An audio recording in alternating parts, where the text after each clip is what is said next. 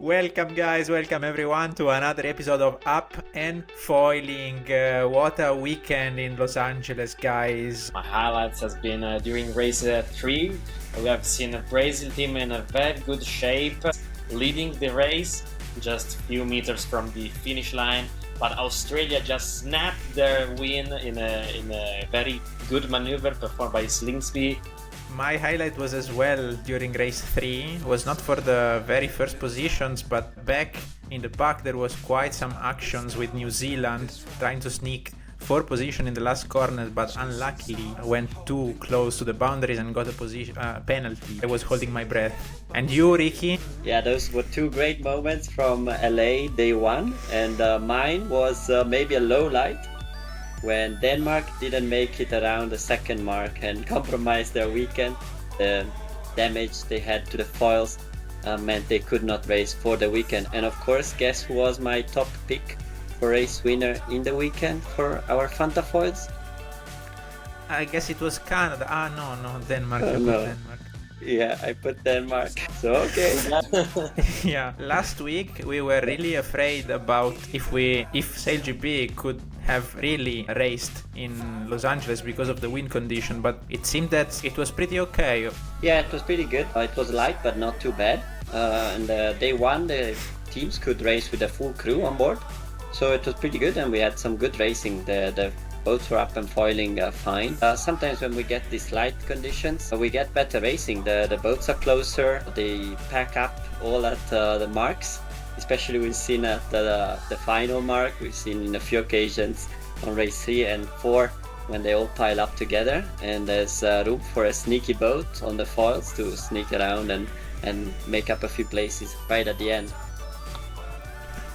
So the first 2 races saw New Zealand pretty dominating. They nailed the start and they were kind of going for it also in the third race. They were very aggressive at the start, but that costed something. Yeah, they were over the line early. It was them and Switzerland that on race 3 were over the line too early.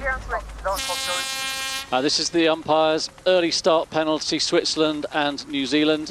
And so they had to go all the way back at the end of the pack, and that's super costly when you have 12 boats, well 11, but you have to let them all by.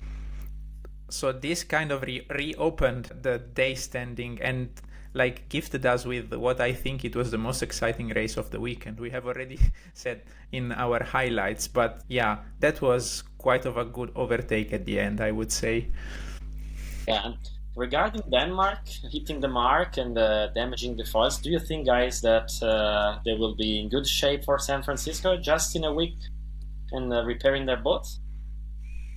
So these foils have an element that is like a sacrificial tip of the foil. So in case there is contact, this part is made to come off on purpose, so it doesn't break the whole foil and the boat itself. So hopefully that system worked, so only the foil is damaged and not the whole boat. But we'll see if the short team manages to get a new pair for them for San Francisco. It's very unlucky. It happened right in the first double header of SailGP, so it's the first time there is a back-to-back event, and Denmark have this damage. So we'll see if they can be on the water. Yeah, finger crossed for Denmark. Come on. Yeah, so speaking a little bit more about Denmark, I've noticed at the end of one that the so-called precision athletes of the day statistics provided by SailGP named or crowned the driver of Denmark as the most precise athlete. I mean, he was very precise, eh? Probably too precise in doing something bad.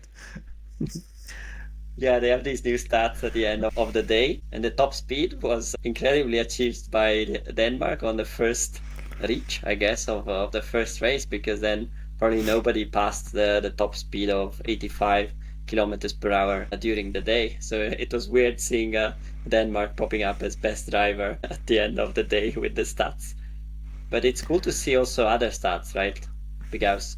Yeah, we've seen other stats like the best strategy of the day, which we are guessing it's basing on the length, the total length of their race on the race course. It's the shortest distance. Yeah, and then we have other 2 stats: the wing trimmer which probably is the highest average speed. Not probably, because if I look at the graph better, it's clearly the average speed. And then what I think is most interesting is the best flight controller, which has a stats of the percentage of time that the boat was up and foiling. It's not just the most interesting because it's called like our podcast, or it's our podcast that is called like that. I don't know. I want to imagine that it's these stats that is named out of after us, our podcast, after our podcast. But yeah, so pretty interesting. But moving on day two with lighter wind condition, a lot of boats off the foils, proceeding like little snails. What were your highlights? The British team, which is actually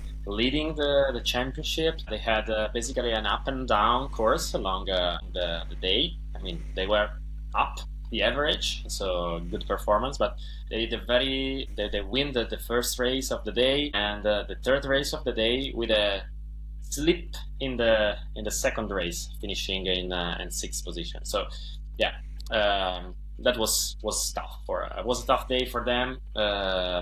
They could do better job, in my opinion.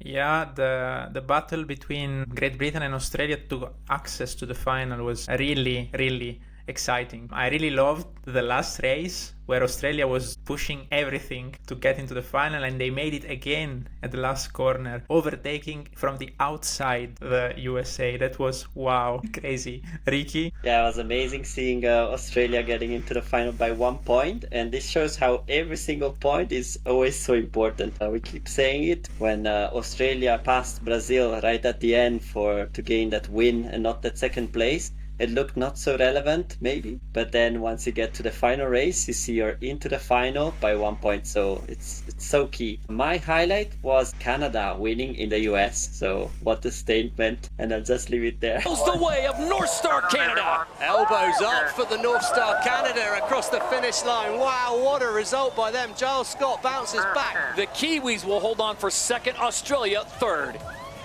Amazing effort from the team today. I mean, all weekend and all season, really. It's just amazing. You know, we've had a good one in Sydney, and now to come here and to win is awesome for the team. I'm so proud of everyone. Leave it there. Yeah. The final was another race, completely different, I would say. We have seen New Zealand being very good at the start, but basically not doing any maneuver correctly, always going a little bit down the foil, while Canada was actually perfect. And they didn't do any mistake. They just flew on all the legs, and they ended up winning this event.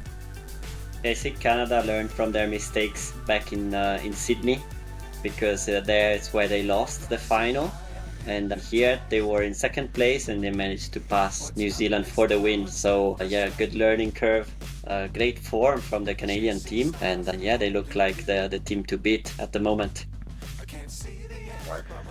So Los Angeles is a closed event. Finished. Now we head towards San Francisco. Remember to follow us on Spotify, Apple Podcast or YouTube, and please comment to let us know which topic you would like to be covered more in our podcast.